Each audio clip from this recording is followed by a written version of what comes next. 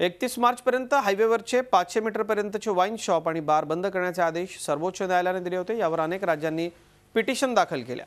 पुढील सुनावणी या प्रकरणातली 27 तारखेला आहे। अटॉर्नी जनरल ऑफ इंडिया यांनी अभ्यास करून जे मत आले त्यानुसार दारूच्या शॉपसाठी हा कायदा लागू आहे। रेस्टॉरंट, बियर बार या बाबतीत कुठलंही मत नाही अशी माहिती उत्पादन शुल्क मंत्री चंद्रशेखर बावनकुळे यांनी दिली आहे।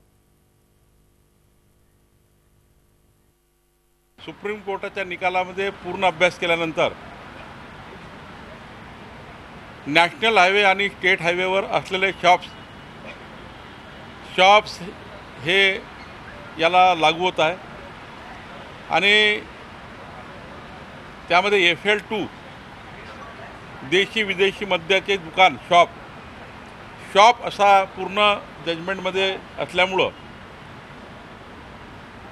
रेस्टॉरंट, बियर बार म्हणजे रेस्टॉरंटच्या आतमध्ये मद्य सर्व करणे याकरता कुठेही त्या ठिकाणी मत नाही आहे।